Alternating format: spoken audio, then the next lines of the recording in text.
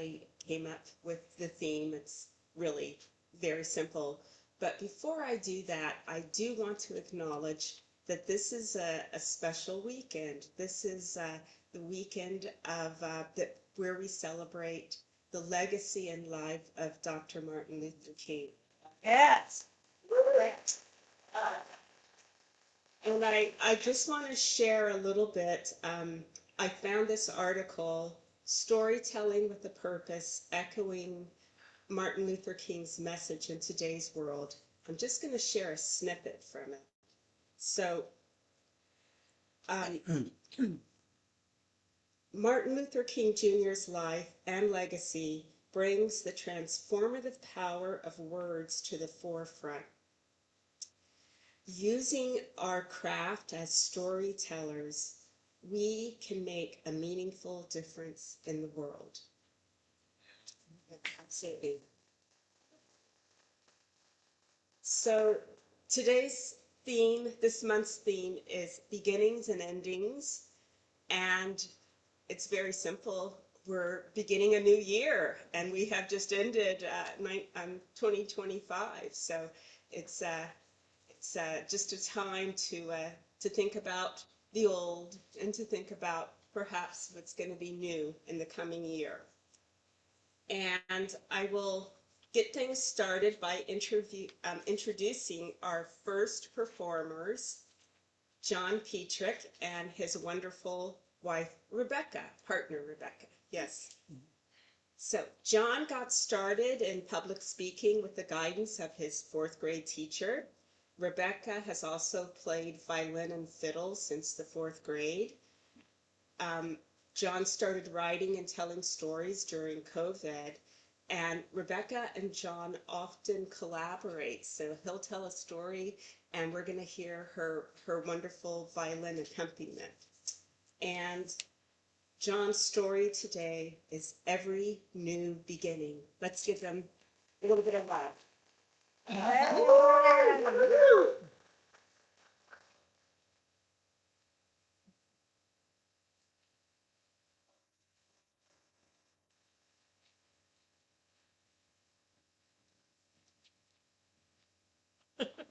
Chord.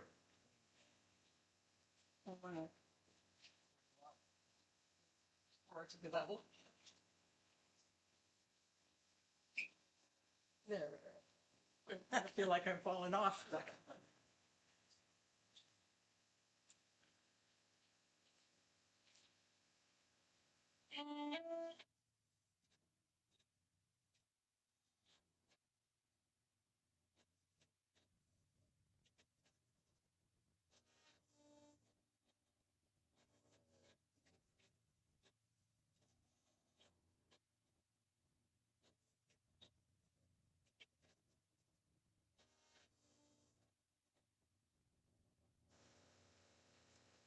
January is a time of new beginnings. And there's a saying, every new beginning is another beginning's end. It actually dates back to an ancient Roman philosopher. And what that means to me is when you start something new, when you take a new direction, you always leave something behind. And life is full of transitions, and we leave many things behind. And I have a very vivid memory when I was in 6th grade where I left behind part of my childhood and entered adolescence. Cindy Olsen had a birthday party, and for the first time, she invited both girls and boys. So she had a dance in a garage. The garage was cleared out. All the girls were standing on one side of the garage. All the boys were standing on the other side of the garage. They had the record player on the girls' side, so they got to choose the music. But nobody was dancing. So I decided I was going to dance. But who was I going to dance with? So I looked over at those girls, and all of a sudden, And having to make that choice, the way I looked at them was totally different. I saw Ronnie Miller's sister, and I realized she's pretty. Well, she's the prettiest girl in the room. So I went over and asked her to dance.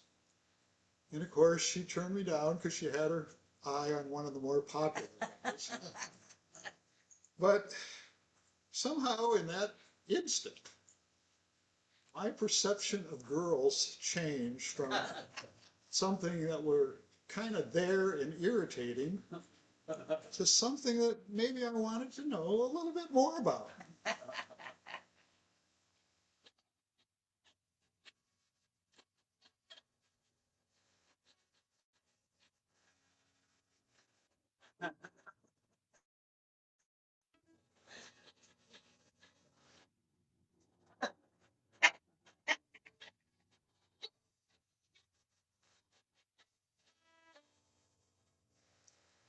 Throughout adolescence, there were many new beginnings with girls and many endings.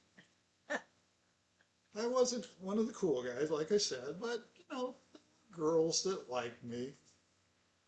And the new beginnings led to many firsts, like the first kiss, which led to the first of other things.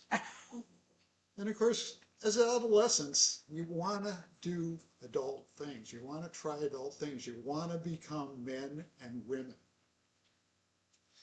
But in becoming young adults, you lose your innocence. You lose some of your innocence.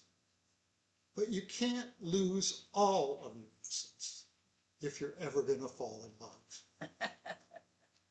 Well, I get to college, and late college, one winter night, I go down to my favorite bar. And this bar is down in the basement. It's kind of dark and dank. It's got these long wooden tables that are all carved up with people's initials. But it had cheap beer, and it had great bands. And I see this girl on the dance floor. She's just pretty. She has long, curly, dark hair. And later, a friend of mine introduces me to her. And we end up dancing most of the night. And at the end of the night, I tried to kiss her, and she dodged me. Because I found out later that she'd actually come to that bar because she had her eye on my friend. It's like sixth grade. But luckily I didn't know that. Went to where she worked a couple of days later and waited till she got off at this cafe. And she put on her white sheepskin parka because it was January in Michigan.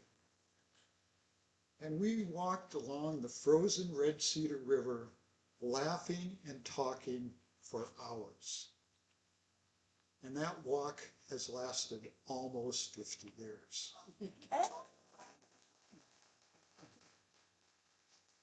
So probably the most important new beginning for me was falling in love. Laying down barriers and opening up my heart and making room for another.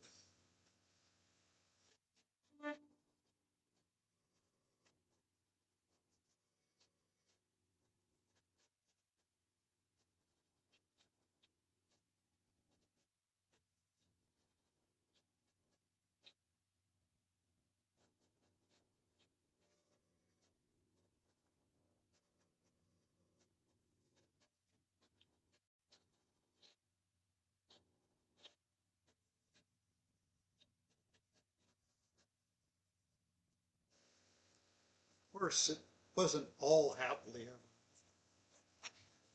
We did have some really good years, but then reality set in.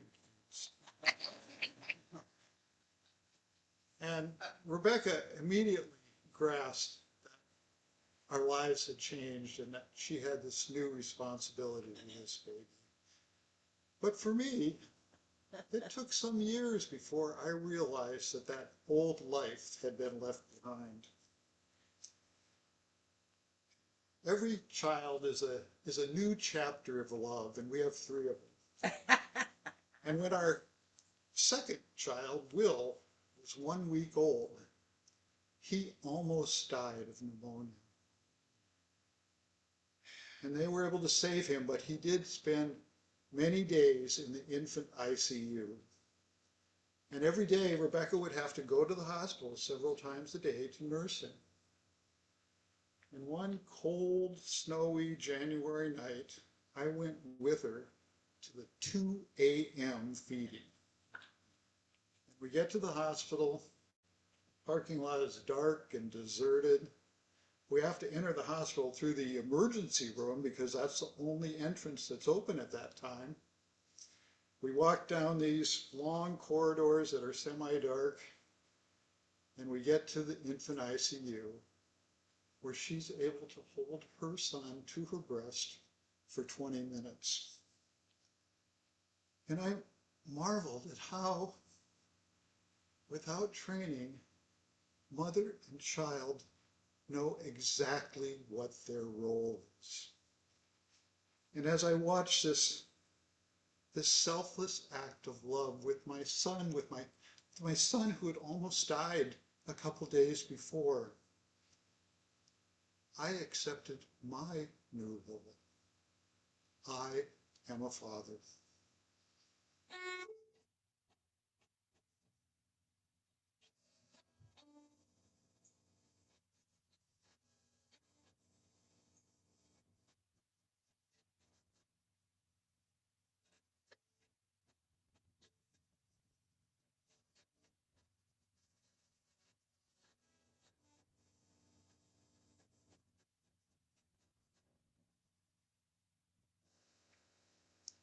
Well, since then, there's been lots of new beginnings and new endings.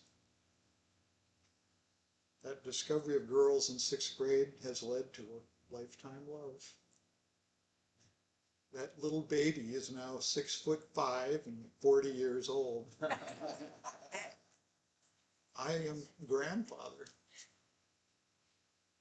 I am old enough now to understand, to know that there will be a final ending. And at that time, my new beginnings will all be complete.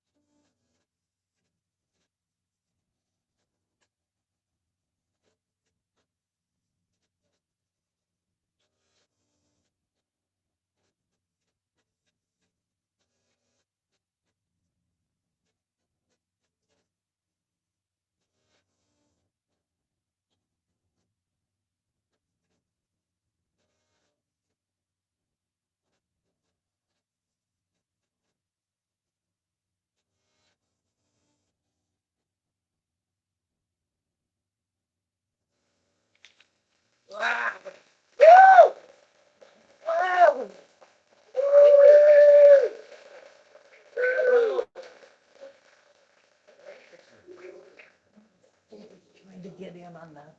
What now? Mark is trying to get in, I think. No, he's saying turn up the mic.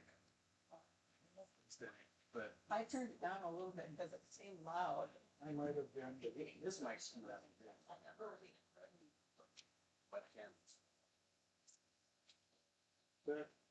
Thank you so Okay. much, Thank John you. and Thank Rebecca. you, Rebecca. Don't they just complement each other beautifully? Wasn't that lovely? Yes. It's good in the room. I'm going No, to no. talk while they're discussing technical stuff. I'm going to keep talking. So, a couple of one housekeeping thing for our tellers. We are recording this, and if you do not want to be recorded, just let us know before you begin speaking, and we can pause. Okay. And also, bathrooms. If you need to use the facilities, just ask me or Vicky. We're kind of in the back, and we can direct you. All right.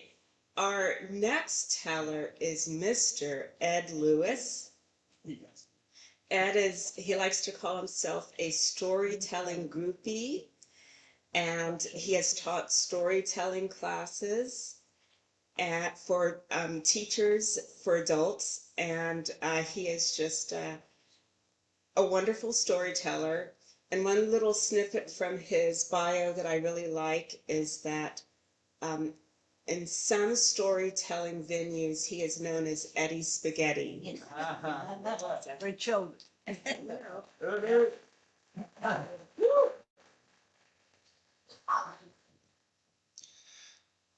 John and Beck, that was an amazing story.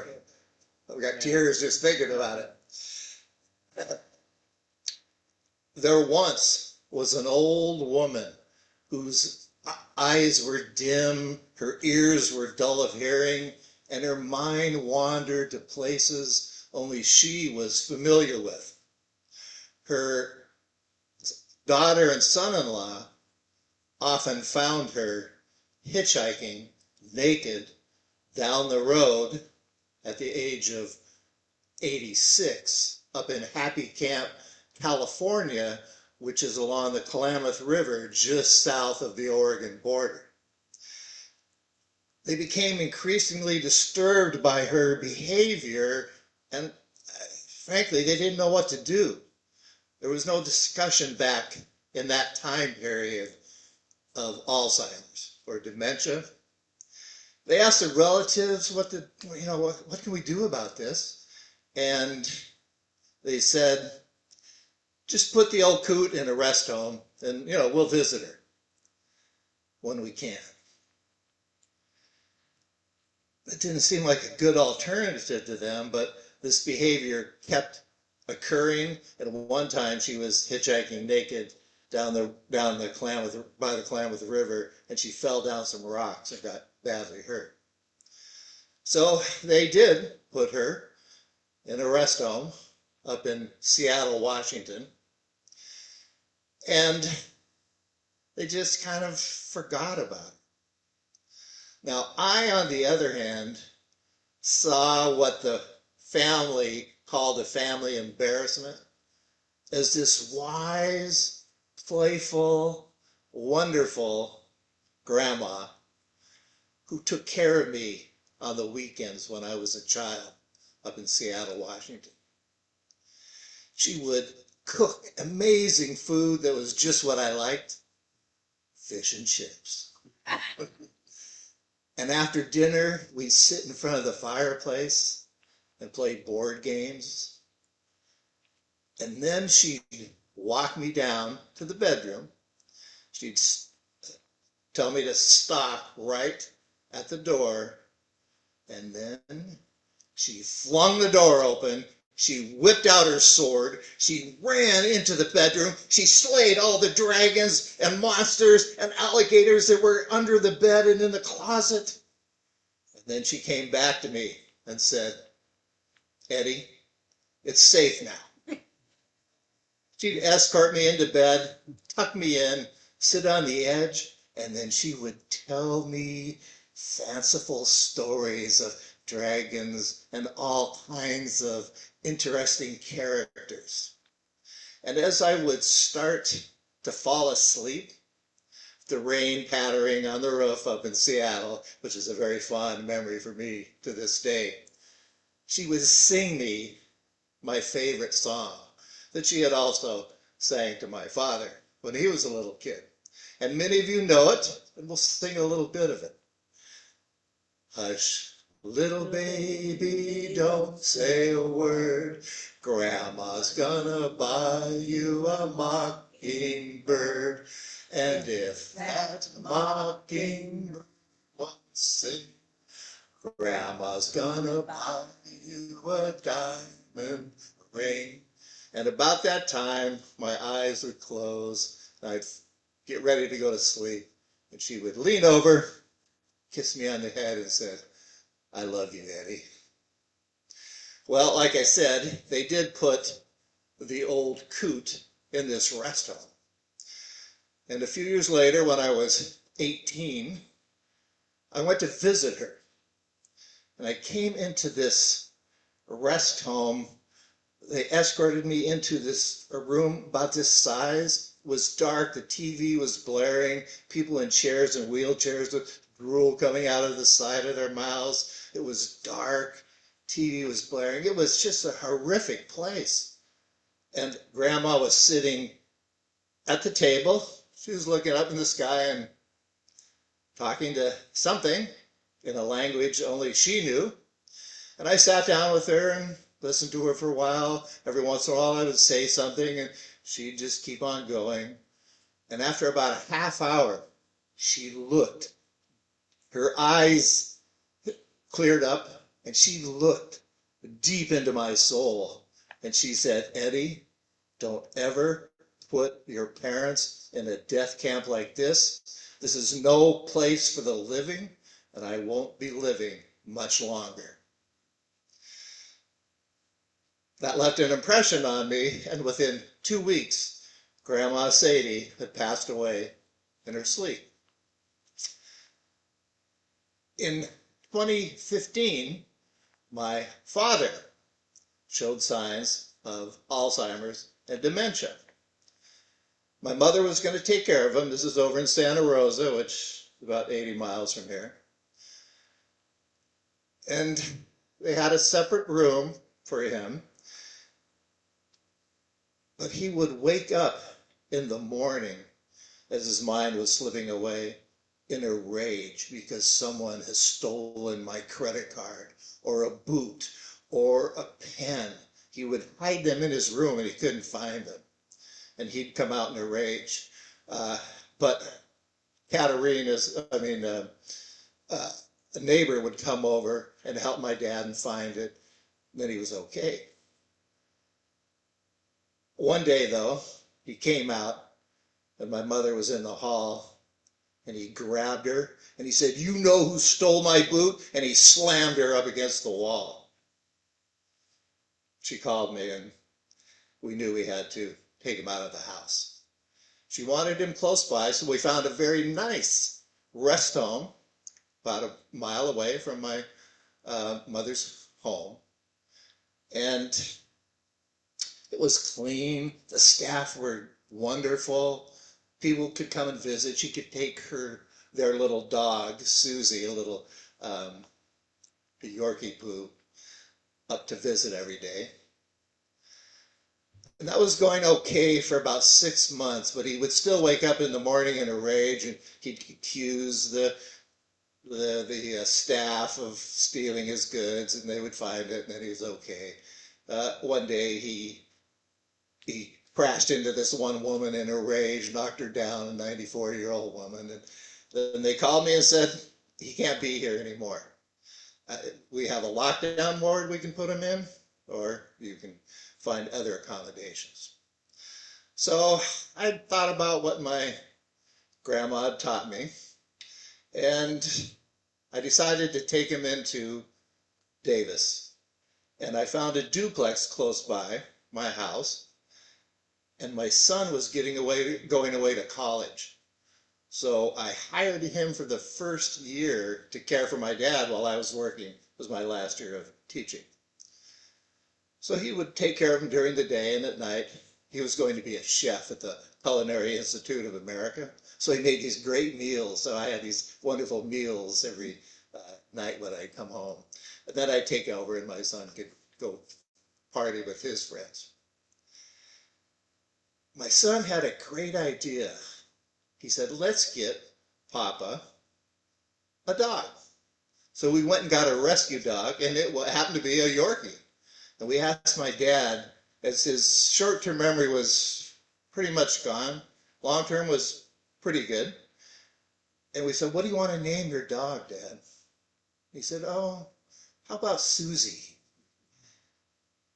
And I would take him over to visit Mom every weekend, but he didn't really remember his old Susie. But when we brought the new Susie, when they would get together, the two Susies would just love all over my dad. It was a real good experience for him. And the other thing that Susie did was she would sit in front of him while he was on the couch, and she'd look up and she'd go, my dad said, "Oh, you want to go for a walk, Susie?" And we had worked it out with my dad to do a 6-block radius by himself. Took about 4 weeks to get this worked out with him, but we put scarecrows in the front yard so he knew how to get back to the house. And he met all the neighbors and dog talk. And then he'd be sitting there during the day, and the dog would look up at him, and he'd take the dog out for another walk. So maybe 8 to 9, 10 times a day, he'd be out for a walk. Well, after 2 years, my father got a heart condition. So we got hospice care in, and the nurse came to the door. I opened the door, and there's this big biker-looking dude with muscles and hats and a nose ring and an earring. And I said, hello? He said, I'm the nurse. Oh, okay. I don't know how my conservative father is going to be able to handle this, but he came in. Before long, they were the best of friends, telling jokes, having a great time. Well, this went on for about 6 months, and then they told me that my father was close to passing. So I got my son over, and on the day they said that it's very likely he's going to die today, we dressed him up in his finest suit with a fedora. He was a very sharp teacher, dresser. And we held his hands, and as I was doing that, I was remembering my grandma singing to me. So my son and I sang him the song that she had sang to me as a child, and definitely had sung to him as a child. And I just imagined that he is envisioning this with Grandma Sadie. So if you'll please end this story with me. Hush, little baby, don't say a word. Mama's gonna buy you a mockingbird. And if that mockingbird won't sing, Mama's gonna buy you a diamond ring.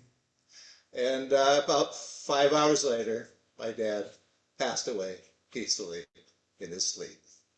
Thank you.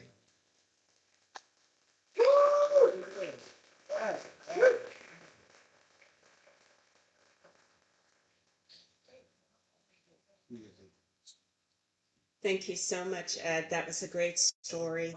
And thank you, everyone here who is listening, for not only listening, but also helping Ed out by singing. So you can give yourselves some a round of applause too. So our next teller is Joyce Ormond, and Joyce is an extraordinary person. Joyce was born in the country, and she still lives I would call it the country. One thing that's extraordinary about Joyce, she is the only person I know of who knows how to deep sea dive and also make jam. At the same time? She's right. And Joyce's story today is she did what? So let's welcome Joyce.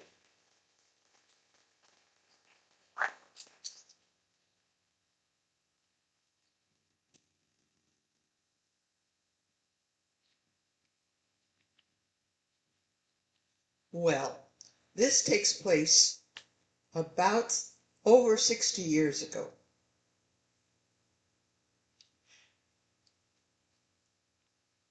Barbara, how's your new job going?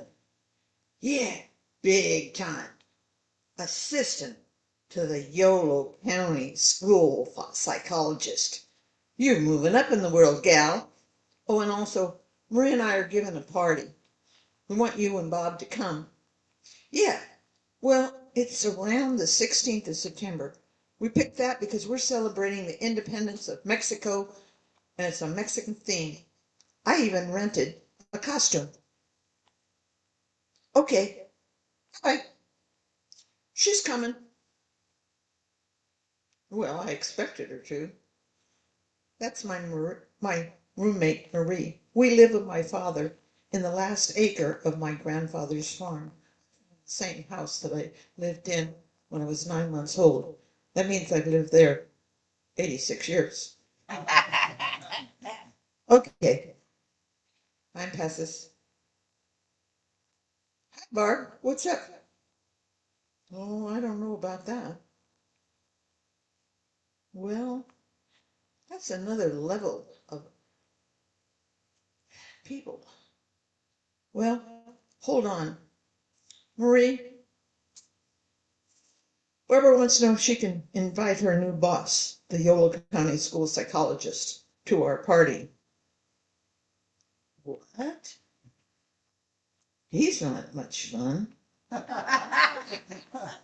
Well, he is her new boss, and she said she'd like to get to know him away from the office. Well, I don't care if you don't care. Okay, Barbara, it's fine. We had a fantastic party. Mexico. And I had an idea.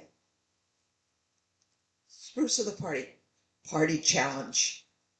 You know, the salt, the lime, and the tequila shot. And all the glasses, and I go away. Challenge you to a shot. I don't know how. I'll show you. That went on all evening. Party ended at 3 in the morning. My principal's wife, who helped me out, didn't talk to me for 3 months.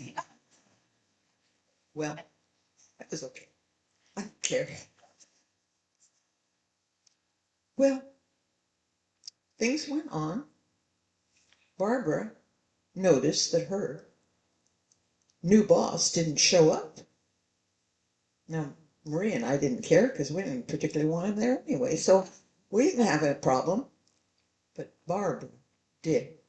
You see, I didn't know he promised her he would come, and he said he'd love to. So, Monday morning, she said, "Why didn't you show up?" And he said, I want to go to a stuffy old elementary school party. Barbara said, "You don't know my friends." Anyway, he found that the party was really a lot of fun. So he said, "Well, go next time." Well, that would have been all right too. But Barbara stopped by for coffee on her way home that day, and she said, "Do you know what he said?" Now, instead of just insulting her, we were mad too. We didn't like being called stuffy old elementary school teachers. First of all, it wasn't only the elementary teachers, the high school teachers were there too. And if you knew anything about teachers, in 1964, you knew if you could chew gum and walk at the same time, you got hired, and most of us were 20 and 30 years old. Some of us got arrested, not. Okay. So Barbara told us. He said he'd come next time. Marie said, "Hell no." I said, "You'll never get another invitation from us." So she went back and she told him so. It would have been a good idea if she didn't do that. Now, I have to tell you a little bit about Yolo County. Yolo County at this time was, most schools were directly connected to the superintendent's office because there were only 3 districts in the county that could provide their own services. And we had a good contact telephone, telewire, and telesecretary or a counselor. We had coordinators that came and visited always. Nothing went by, anything in Yolo County that every other school that was in the rural system didn't know about. Everything was calm. Life went on. I was a skin diver. I had checked out of school right at 3:30 Friday afternoon, and I didn't check in until Monday morning. Sometimes I got home to change clothes. Sometimes I had to come back. I stayed at the beach as a beach bum all weekend. From November to March. That's where you could find me, because that was a good diving season. Well, on our winter break, we were sitting around doing nothing. Barb, what's up? My boss would like to take you and Marie out for lunch as an apology for his comments. I said, I don't think that's going to work. And so I asked Marie, got any idea what she said? Hell no. I said, I don't want to go, Barb. She said, well, I gotta work with him. I gotta work with him. You got to help me a little bit. I said, okay, but here's the thing. Get me the time and the address of the restaurant. I'll meet him there. Okay. So I did. Marie said, you're gonna go? Oh yeah, I'll go. But it'll be okay. He's not so bad. We know him, but just as a school psychologist, I don't know anything about him. Well, we know a little bit about him. Well, never. So I went, and we had lunch, and first of all, he was much better looking, dressed in what I call real clothes rather than suit and tie. He laughed. He had a good sense of humor. He was super smart and very, very charming. Well, we had lunch. We talked until it was embarrassing. And then we went a walk in the park, and it was in Davis. I don't remember the restaurant or the park, but it was there. And we sat and we talked, and I don't know, we had fed the ducks. I don't even know if there was a pond there now. That's 60 years ago. I don't remember that. Well, anyway, we talked so long that we actually went to dinner. So when I got home, Marie said, where have you been? I said, well, we went to lunch, and then we talked so long that took a walk, and then it was almost dinner time, so we went to dinner. A very nice restaurant with tablecloths and wine. I don't drink wine, but I drank part of it. Marie said, what are you doing? I said, I'm not doing anything. He's nice. I like him. What's too? She said, yeah, you're going to get involved, aren't you? Oh, but I did. And she said, what do you think you're doing? I said, well, look, he has everything I like. She said, yeah, and he also has a few other things. He's a widower. He's at least 10 years older than you, if not more, and he has 4 children. You've never lived in a house with more than 3 people, and always the other 2 were adults. Well, yeah, that's a point. So, and she said, you better be careful. You know about the wire line. We'll be in big trouble. I said, no, we won't. So the next time I went out on a date with Lamar, I said, look, I don't know what you know about Yolo County. You haven't been here very long, but we don't want to get in the wire line. He said, what are you talking about? I said, telephone, telesecretary, telecounselor.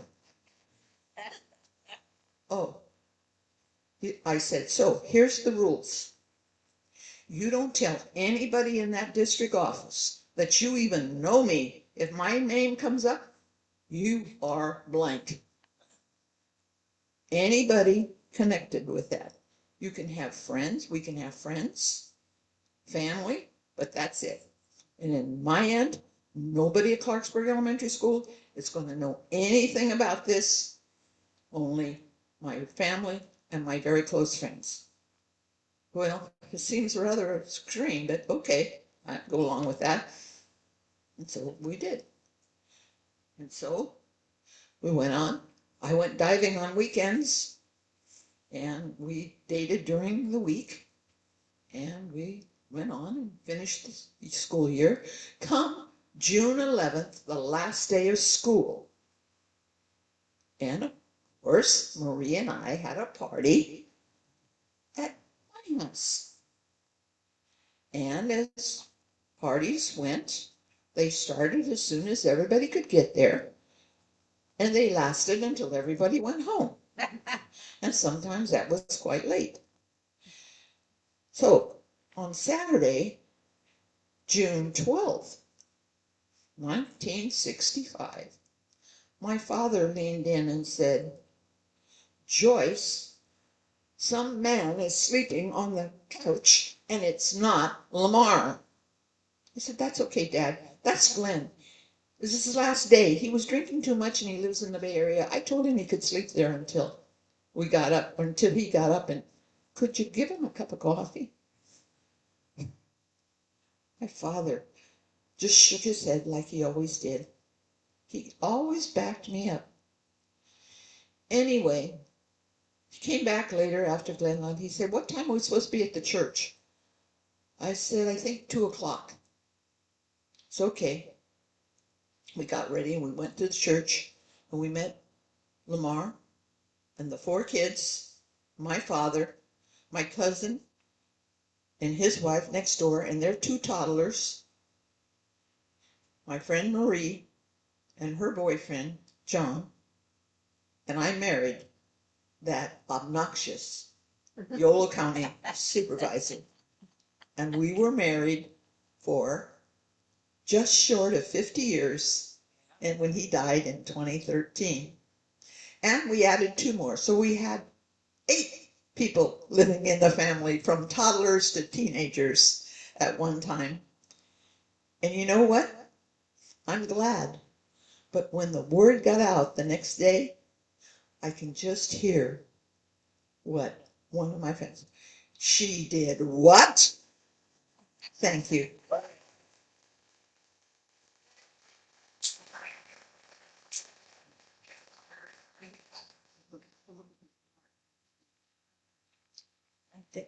Thank you, Joyce. Wasn't that a great story? Yes, it was. Our next teller is Christopher Corzon, and Christopher's kind of a Renaissance guy. He's a techie guy. He can talk to you about any philosophical or historical thing you want to talk about. He's also a very talented musician, a wonderful piano player, and he's a pretty good storyteller too. And today his story is But It Wasn't Luck. Thank you. With the transitions of life, the beginnings and endings, a path goes through life. But is it determined? Is it mere luck? Are we pinballs that bounce from post to post, determined only by luck?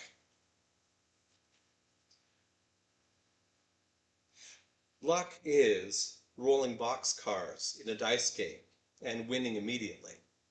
Luck is winning a Senate seat by a coin toss. Luck is drawing a royal flush in poker.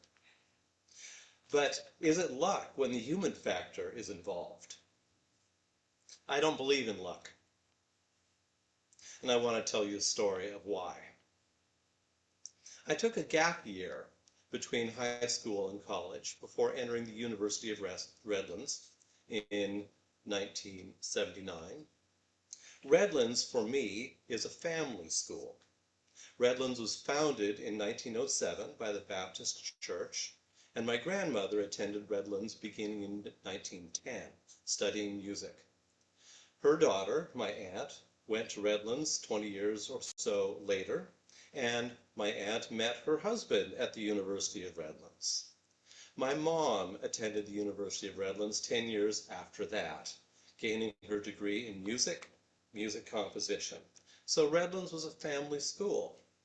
Redlands has it's a beautiful campus. There's a large quadrangle, perhaps the largest of any university in the West Coast, so I've heard, with the Eastern Walk and the Western Walk and large heritage oaks lining both walks. It is classically designed. The administration building with Roman columns is on one end, and the memorial chapel with Roman columns is on the other. It's a beautiful, beautiful campus. The memorial chapel seats about 2,000, which is the size of the student body at the University of Redlands.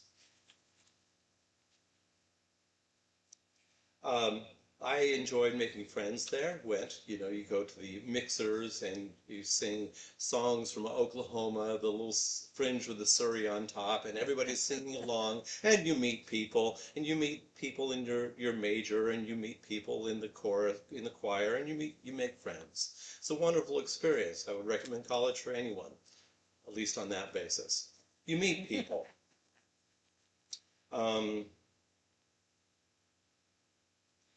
So you meet people in your math, your degree field, which for me was math. I studied math and music. Well, the experience began well, and but there were clouds gathering.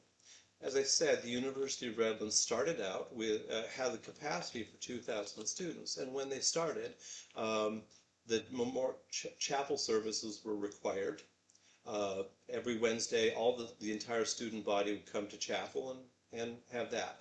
But by the time that I was there in the 70s, the society has evolved and the university was changing. Chapel was no longer required, and the student body, the university was starting to struggle. They had only an enrollment of 1,200, down from 2,000. There were murmurs. Is the university going to survive? Will our degree be worth anything? And those murmurs certainly affected, were part of what I was going through and considering. Will my degree be worth it? Fortunately, I will say the university is vital today. And I'm glad that they have continued a tradition of excellence. But I made a transition. I decided that I wanted to transfer. And so I set my sights on Harvey Mudd College, which is part of the Claremont Consortium. The Claremont is a university, is a consortium of 5 independent colleges plus a graduate school. Each college has its own character. Being a consortium, there are certain resources that are shared among the colleges, library resources, for example. You can check out a book from anywhere, and from this library or that library, any of the libraries, and of other things. Go to a different college and take music classes, which is what I loved to do. My major was math and my minor was music. So how do I get to Harvey Mudd? Well, I wrote away for the catalog and filled out the applications, turning in references and getting test scores, the whole 9 yards. This is in the days when you wrote your application by hand, not the days when you filled things out online. But I did that and continued to attend, do my work. One day a friend came to me and said, "Hey, Chris, I'm heading to Claremont. Do you want to ride? Do you want to just check out the school?" Well, sure, I would. So we went, got there maybe around, mid-morning, walked around the campus. I did not have an agenda. I didn't have a schedule. Oh, I'm going to meet with such and so professor. I'm going to check up on look around. Anyway, I wandered. I wandered around the campus. I liked the campus. And maybe around 2 o'clock, I said, I should check up on my application. So I went down to the admissions office. Now, the admissions office was not part of the main campus. In this consortium, Harvey Mudd and Claremont Men's College shared the same admissions office. They cooperated. So their forms were identical and things like that, except they're on different colored paper. That's key. So I went down to the admissions office and said, hi, I'm an applicant. I just want to check up on the status of my application. And the woman at the desk said, okay, let me check. Came back a moment later and said, we don't have an application on file for you. Oh no. Uh-oh. What went wrong? But we can create an application for you. We'll copy the application that you filed for Claremont Men's College, and we will open a file for Harvey Mudd College. And so that's what they did. They copied these credentials from one to the other, and now I had an application for Harvey Mudd. But there are a couple of credentials missing. Harvey Mudd is a school of science and engineering. You're in math. They want a reference from a math professor, and they want another test. So, oh my gosh, okay. So at least I had a file was created, and now I had to fill in the missing credentials. So I talked to a professor, wrote a letter of recommendation. I tracked down some test scores. Calling him up, week, how are things? Did you get the test scores? Not yet. Call them up in another week. Are things in line? Not yet. Call them up again. I don't think we got your test scores, but let me check. Your file is up for consideration. And come back a moment later. Can I give you some good news? You're in.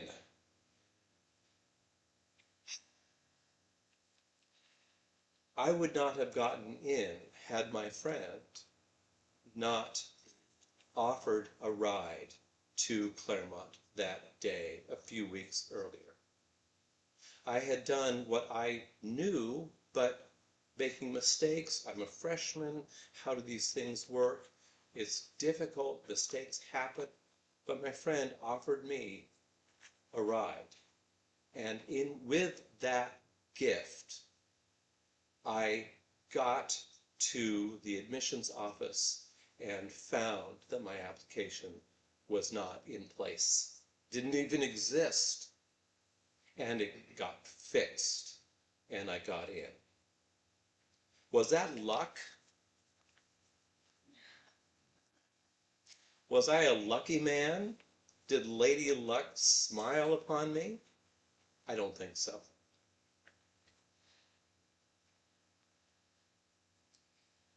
My friend was a human being who helped me to get to Claremont. This wasn't Lady Luck. This was a human being.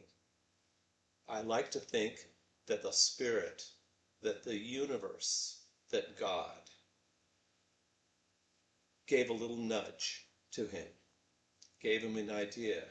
Hey, you're going to Claremont, why don't you invite Chris along? And in that invitation, an error got fixed.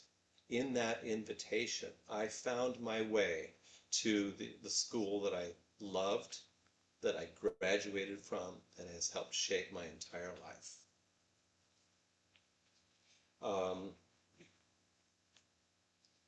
His action helped me over a stuck place. It was providence from God. It wasn't luck.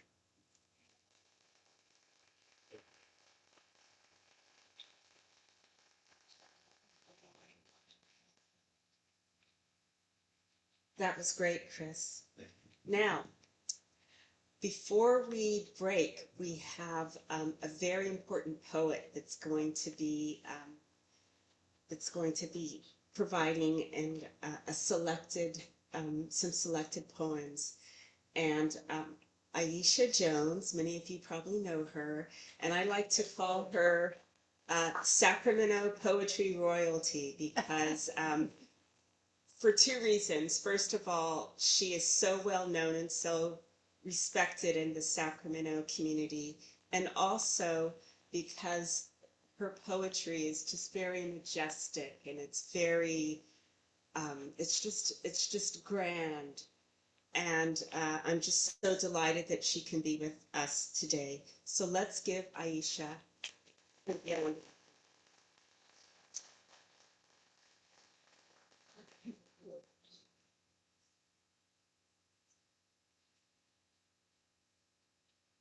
Happy 2026, everybody. My first one, A Day in the Life, is a nod to the Beatles. So I was reading I thought, interesting energy here. I read the news today. Oh boy, 10,000 Hermes purse look-alike on sale at Amazon online for $50. National Guard arrived in D.C. as mayors across the country warn of Trump power grab of police force. Race to build nuclear reactor on moon raises galaxy of legal questions. U.S. Air Forces announces it will deny all transgender service members who have served between 15 to 18 years the option to retire early instead of separating them without retirement benefits. Ben and Jerry's chocolate chip cookie dough is most loved by connoisseurs and tasters. But what I didn't read in today's news, oh boy, safe measures to prevent nuclear annihilation, funds for senior medical care, cessation of genocide or warfare in Gaza, Congo, Sudan, Rwanda, Haiti, climate chaos, large corporations, safe drinking water, infrastructure for Americans, safe shelter for unhoused. I read the news today. Oh boy.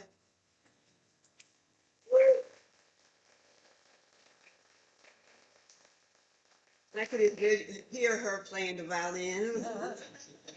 Oh boy.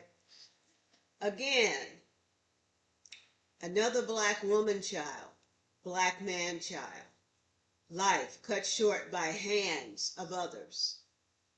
Blood-covered streets smear our dreams. Birds fall from trees. Willows weep. Evergreens shed leaves. Lavanda's geraniums won't bloom in spring.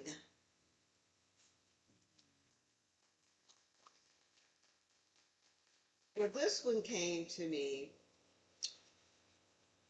Lunar New Year. But it took me back to, whenever the New Year comes back, I think of the Tet Offensive. And I think those of us who were active back then know about what that meant. So I have a few images I want to share. Vietnam War images. Buddhist monk, thick white dot, gas soap, flames, smolder sitting upright. No screams, no cries. Onlookers fall to their knees. Other monks, head touch ground in honor. Television broadcasts horror worldwide. Tet Offensive, January 30th, 1968. American citizens grasp government duplicity as hundreds of cities and outposts are bombed by North Vietnam. We are not winning the war. Civil rights protesters, voter registration workers murdered, peace freaks, middle-class whites, great boycott, field unions, Mexicans, church-loving blacks. Yellow, orange, red flames, black crowds cover the skies as thatched villages burn from bombs. 6 o'clock daily news. Dr. King, anti-war speech. Black working class boys disproportionately killed return home, dangerous time bombs. Vietnam veterans against the war, draft card burners, conscientious objectors, sneak to Canada, avoid the draft. Kissinger admits no provision for U.S. allies in peace accord. American helicopters lift military personnel from American embassy roof. Shots rang out and tear gas fills the airs as desperate allies clamor a plane evacuation. Happy Lunar New Year.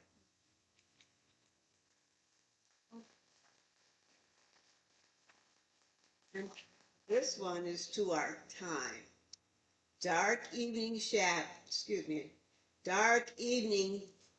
early evenings, shivery moonlight, two shadows, warm hands, over sparkling fire. Roosters, morning crow delayed, winter solstice. Ah, This is my last one. It's a favorite of mine because we know as poets and writers, we're always inspired, like with the Beatles, A Day in the Life. But this was inspired by Brother Langston Hughes. oh, And the inspiration, a dream deferred. What happens to a dream deferred? Does it dry up like a raisin in the sun? Brother Langston, I also wonder, what happens to a poem deferred? Does it lurk in shadowy corners like a childhood terror? Hide in shadows, scratch at closed doors. Whisper despair in our ears amidst quiet evening winds. Ooze purulent pus as an untreated wound, or fester in our souls like an unforgivable sin? Or does it pound us awake with lightning bolts and thunderclaps at 3 a.m.? Thank you.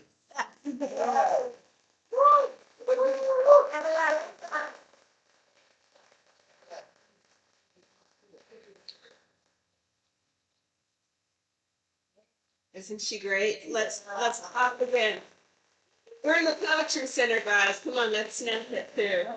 And we are still a storytelling guild, but we love including our poets as part of our program. It really enriches it. And then also we're in the Poetry Center, guys, and the Poetry Center is so generous. They let us use this space. So, it's good all around. So we're going to break. Usually take a 10-minute break. We're going to take a 7-minute break because we're running behind. So, because we go to 4. we're going to 4? We always go to 4. Oh my goodness. Okay. Well, forget that. Take your time, get something to eat, something to drink, and we'll gather back maybe in 10 minutes.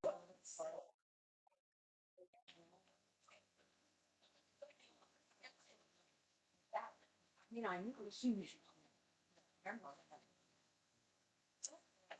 Okay, everybody. Our next teller is Terry Chekon. And I've heard Terry tell a couple of times. She tells this wonderful folk tale called Sody Alrighty, which I absolutely love. I think it's an Appalachian folk tale, is that right? It's really a great story. But today, she has another story she's going to tell, an end and a beginning. All right, let's welcome Terry.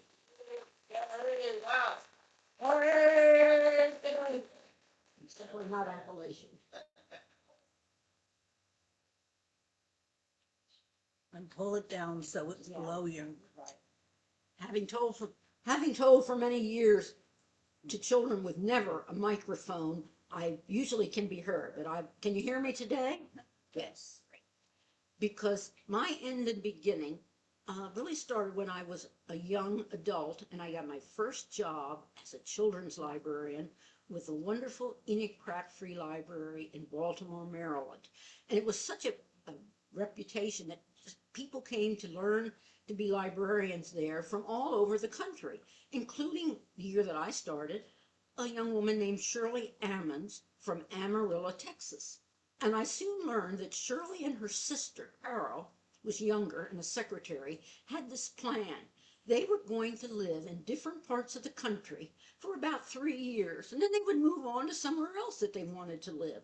And so their first choice had been the East Coast. But then, sure enough, 3 years passed, and Shirley and Carol moved to Denver. And in the summer of 1968, I spent my summer vacation in Denver with Shirley and Carol. And we toured that beautiful state of Colorado, and we went to Yellowstone.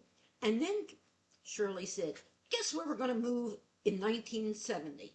We're going to go to San Francisco, to the San Francisco area. Well, the summer before, I had been to my first National American Library Association conference ever, and it was in San Francisco. And I thought it was the most beautiful city I had ever seen. Now, I had a cousin in Southern California and his family, and I went to visit them, and we did all those things you do when you go to Southern California. We went to Disneyland, we went to a mission, we went to Knott's Berry Farm, and even without their little boys, his wife and I went to the Huntington Museum, and it was great fun, but I knew I never wanted to live there. But when Shirley and Carol said they were moving to San Francisco, they also said, you ought to come with us. And since I had a year and a half to get ready, I thought, why not? And so I did a lot of research. Someone gave me the name of a library consultant from the California State Library, and I wrote and told her what I had been doing and what kind of openings there might be in libraries in California. Well, there weren't very many for an experienced children's librarian.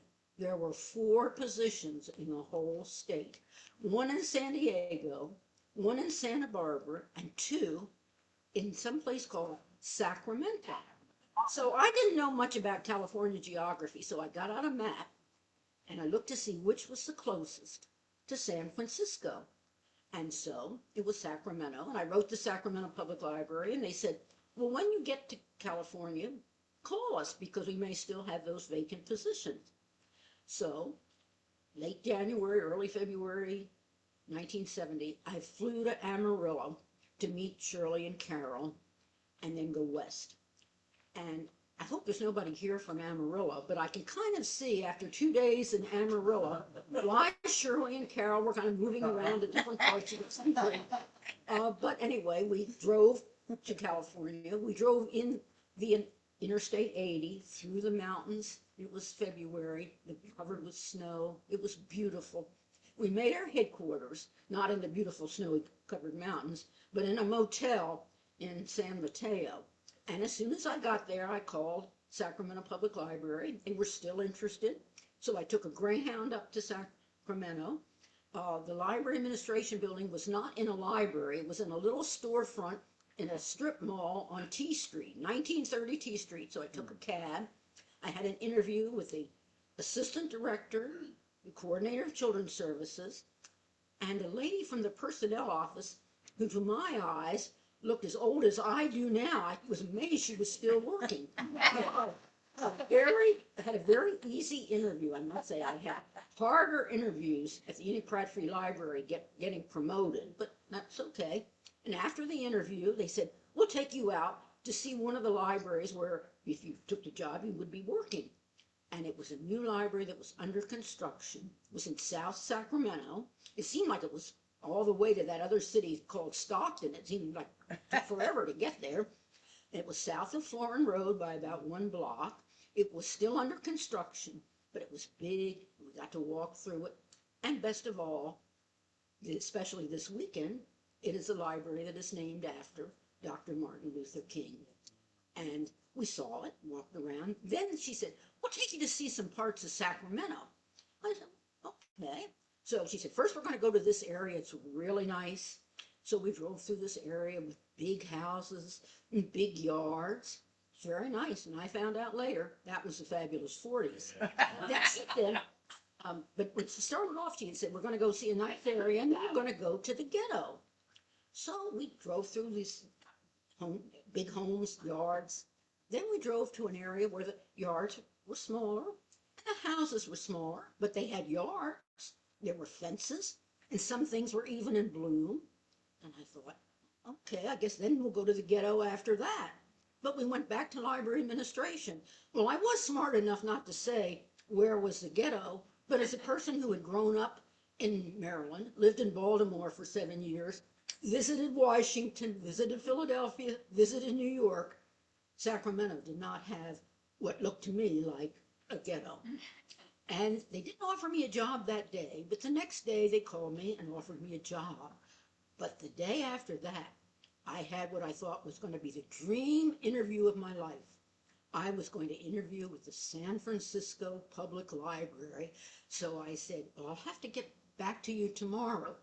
So I went down for my interview with San Francisco Public Library. And my friend Shirley, who hadn't made any plans and had no leads whatsoever, she was going to have an interview with them right after me.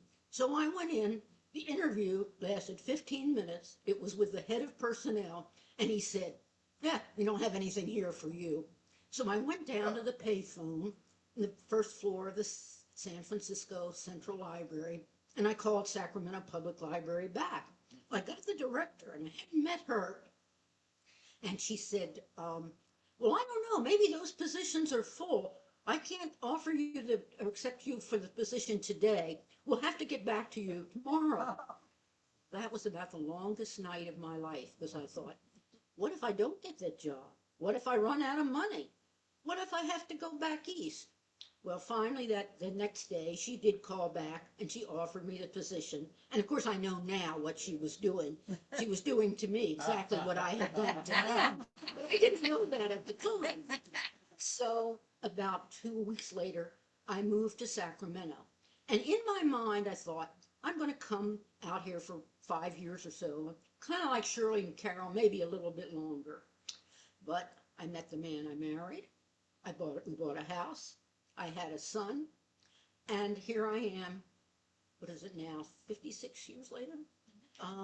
Just about that, more or less, or maybe almost 60 years later. And I realized that I have lived over half of my life as a Californian. Yeah.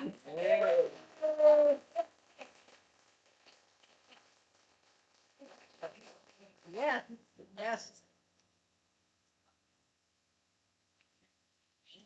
Thank you, Terry. That was a great story. But not Appalachian. Not Appalachian, but that's okay. We got a little Cali in there. All right. Now, our next storyteller, she claims to be new to storytelling, but I think she was born a storyteller. And the name of her story is the 1982 Episcopal Hymnal. So I have no idea what we're in for, so hang on to your seats, right? It's going to be exciting. Let's welcome Debbie King. Hey, Debbie!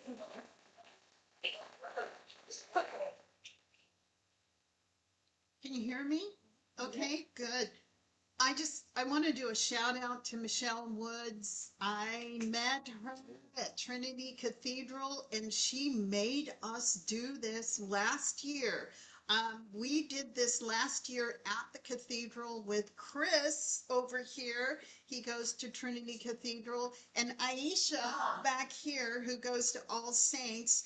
And we all got together one evening and did this. And I was hoping that maybe we could do it again. We'll see. And I also want to shout out friend Marcia. I met back here, so everybody say hello to Marcia. I got here with a bunch of Sac State people last week for dinner. And then my old friend Michelle Zoe is sitting in the middle there with the glasses on. And she called me up and said, I've taught. And I said, oh my goodness. Yeah. So I just wanted to shout out to all these people. And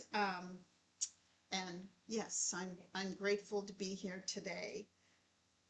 So we having church today. Today's the Sabbath, but we going to church. How many of you have ever been to an Episcopal church service? Uh-huh. Few of you there. Few of you there. Good. Okay, now, how many of you are Roman Catholics? A few, a few. So you all will know what I'm talking about, and the rest of you will be clueless, just like I was. Okay, well, Episcopalians say that they are Catholic light. I say that they are more Catholic than the Catholics, with their incense and candles and bell ringing, and oh my gosh, the Mary icons. The Episcopalians do that. So, Episcopals come from the Anglican tradition. You know, Britain, Church of England, Henry VIII. Anglicans came to the New World, but they had trouble staying above the fray during the American Revolution. They split, those who managed to hunker down and stay in the colonies, they split from England's bishop and came under the authority of Scotland's bishop. They named themselves Episcopalians. Now, Episcopalians, they're a proud sort of people. They're proud of their culture and their traditions, and they're especially proud of their music. If you've ever seen an Anglican church service, maybe during one of those English mystery shows, you get an idea what the music sounds. Okay. So I began going to church. Well, I tell people that God called me and said, go find some people to worship with. And in great ignorance, I came across the Episcopal tradition at Trinity Cathedral in Midtown. The people are charming, but I hate the music. I told them that when they start the organ, God or the Holy Spirit gets up and walks out. And you can imagine, this did not endear me to the choir members or the music director. Now, I do play handbells, but I refused to sing in their choir. And all of my attempts to introduce modern worship music to the church failed miserably. They sing out of their 1982 hymnal. Yeah. Yeah. I didn't know it was so political. Or they'll sing classical music. Any classical music fans? Oh, okay. Anyway, I recently left Trinity Cathedral for St. Paul's Episcopal Church downtown, and they lured me into their choir. It wasn't too difficult for me to join because the choir director is darling, and he's funny, and he sings solo during communion, and his singing just knocks your socks off, okay? But the choir, all 9 of us, 3 of them tone deaf, sing from that 1982 hymnal. Why have I sung so long? Well, I've always been a lazy choir member, if you know what I mean. I never learned to really sight read. Can any of you relate to that? Okay. I'm not a trained musician at all. I've used my hearing for music so long just to get my parts. Now I have to work at it since I'm one of the few who can actually carry a tune. But something else happens. The pastor, well, let me back up and explain. Episcopalians have all these interesting names for their various and numerous clergy. In this case, the lead clergy person is the rector, and they call him Father Rick, the rector. And Father Rick loves those hymns from the 1982 hymnal. Father Rick has a penchant for loudly singing along with us and the congregation as he is serving Mass. Yes, you Catholics out there, Episcopalians celebrate the Mass. And when Father Rick sings, he punctuates his singing with, "I love that song." Yet Father Rick does not have much of a voice. You don't know what I mean. Even so, he has some real favorites. He found out that I did not know most of the hymns, and he began coming along beside me during rehearsals to belt out the songs till I got the gist of them. Here's the thing, though. When Father Rick belts it out during Mass while he is serving, I can almost see the Holy Spirit settling in among the congregants. And we have some pretty wild congregants, folks. And getting them to sing loudly, too. Maybe Father Rick realizes this is happening, and maybe he doesn't. But God is in the place, because Father Rick is bellowing out those hymns that I thought I hated in worship to God, and causing all of us to worship with him, and causing me to regard that hymn, those hymns, with freshness and reverence. Scriptures say, "I will sing and make music to the Lord." Psalm 108.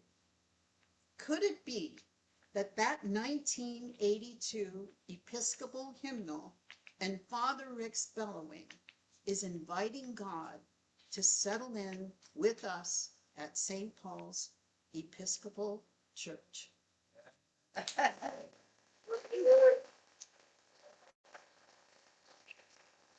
Let me sing one of his favorites. And if you know it, you can sing along with me. Tell my soul the greatness of the Lord.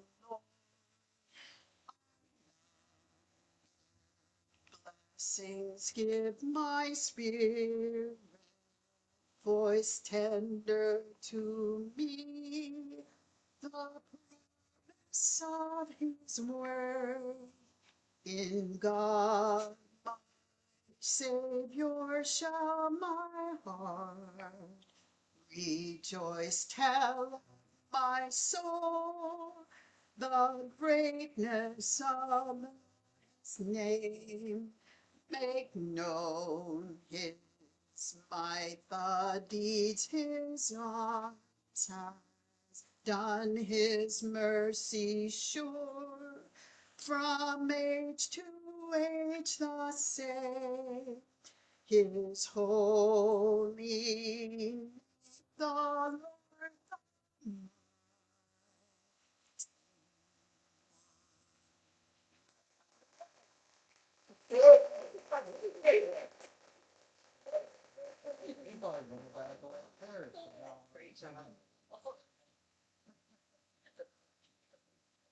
Thank you, Debbie. Whoever knew church could be so much fun, right? So, our next and final performer today is a poet, Carol Rocher Fuller. And Carol is a poet and also a very accomplished artist. She's emceed an improvisational show. She's written books of poetry, and she's also a photographer. So let's give a warm welcome to Carol. Michelle, a fantastic host. Let's give her a round of applause. I have to tell you, I watched a chilling movie last night. For ladies that are still dating, check out The Rogue Agent. Now, the rogue agent, it plays into my storyline here. That's why I mention it. It's chilling. You've got to watch the first half hour. Okay, so on that, my philosophy for life is living in a movie, which is why I'm bringing up a movie. So my first poem is called Living in a Movie. It's like living in a movie, slow fades, walkaways, close-ups, to be encapsulated in a single shot, frame by frame replayed. It's like living in a movie as the story unfolds. So with that, I'm going to bridge into my love philosophy, which this is from my book called Dueling Hearts, and it's called Two. So how do you meet someone? I love your story, and I love all the romantic things today. So this is called Two, short poem. Two souls meet one night, drawn to each other by the dancing moonlight. Two hearts beat as one, nervous with laughter, anticipation, and fun. Two bodies mingle side by side. Will their lives ever collide? Okay, so nice. So on that, I have to say, when I was divorcing my husband years ago, and you're in that quasi-transitional phase of, you're going to go back out into the dating world, and I hadn't dated since my 20s, and I was like, what am I going to do? So in the meantime, I was doing a thesis for psychology, and I started to read these books like Flyboy. I don't know if you all are familiar with these books. And so this poem's dedicated, and it's called Attached. He's a playboy, a stud, a Don Juan. He's attached to the image. He's safe, protected, wounded. He's attached to no one. His past haunts him unresolved. He's attached to the possibilities. His present remains removed, unallowed. He's attached to the future. Oh. So in this path that I've done with comedy and improv and also poetry, I want to segue into the humor that I wrote after divorcing or in the midst of the divorce, which really was about, let's see where I'm at. Right. So it's really hard, as I mentioned, this is how they set up jokes in class. It's hard to date after divorce, and my therapist isn't making any easier. So, I'm serious. Hello, and he's a guy. Well, I like this. So he says to me, Carol, in terms of dating, you have to wait, quite a while until you have sex. That's just the way it is, because I'm new to dating, back to that. And so I thought, well, maybe 3 months, I don't know. He says 4 to 6 months. And I said, I was stunned, right, and I said, well, how many relationships last that long? Because I'm the dating world, right? So he was speechless. We departed. But anyway, so then I, as a dating person, well, it's hard as a woman, and timing is everything. So I figured out how this timing works. Halloween is the pre-holiday season for breaking up. So if you do the cutoff by that date, you don't have to get into the gift giving of all the holidays, right? Somebody knows this, right? It's totally true. And so the best dating scenario is Easter through Labor Day, right? No really family's patriotic, but not really family, And then, I'm serious, so then if you start to date then, after your breakup, after if you're going to start again before the breakup season, it's really, Labor Day's the breakup. But then there's the cuffing season, I think they call it, the newer generations. And the cuffing season is like the warming when you want to be cuddly up in the months of winter, I mean, this is serious, it's a topic. And so for me, you start it you're right after Halloween, Thanksgiving, Christmas, New Year's, Valentine's, you just a light gift giving season because you just know each other. And then all you have to do is break up, be done by Easter, and then the whole pattern starts. There's your 4-month cycle. So I want to end with my poem dedicated to the charming man. This guy last night in the movie, who I related to, kind of, and yeah, you got to watch it. This is dedicated to him. What's his name? The actor is a really good guy named Norton, but it's not the real one. It's the second one. Okay. So this is called Charming Man, and I'm going to end on this. Sexy, confident womanizer walks into a room. Heads turn, laughter, giggles, lots of wiggles. Women fall mute. The guys salute. it's a charming man. He'll walk away with a date every time. There is no escape from his charming rhyme. He knows exactly what to say. He'll tease you mercilessly in every way. He's an absolute bona fide flirt. He'll do anything once he locks on a skirt. He's quick and painful and there for a while. He's unrelenting in pursuit with a smile. He'll never smile. If he catches your fancy, he'll never stop. He knows what it's like to make you drop. Oh, You're familiar already there. Okay. You'll fall in love with him every time. It's just his way. He's so sublime. Back to your senses, you'll realize this guy's full of it. Forget those eyes. That's my weak point. I got it. Okay. So you'll try to break off with him as best as you can. Hello, he's a charming man. He'll break your heart. Just wait and see. He's one man collecting a posse. You think you can change him. You go out on a limb. Oh, that's a big mistake. You were just a whim. He's just too wounded to stay around. He'd really have to be willing to be found. See, he's lost in his own sad lack of truth. He's really a poor boy who needs to sleep. Or maybe he just wants vermouth. If only he could find his one true self, he'd be emotionally available and full of health. So if I should warn you to stay away, if only for the sake that you may defray all the cost of being with a charming man who really can't be with you as best as he can. Thank you.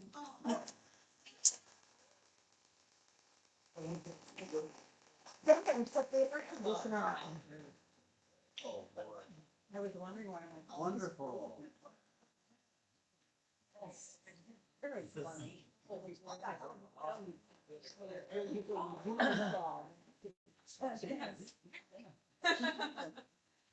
Oh, I so much appreciate all of you being here today. I had a good time. I don't know. Did you guys have a good time? Great. John Petrick. Oh, John, why don't you get up there and introduce what you're doing next month? Oh, okay. Since I already talked about the festival. That's joking. yeah. And let's also thank John. He is our technical support person. He's like, he's the first person here. He sets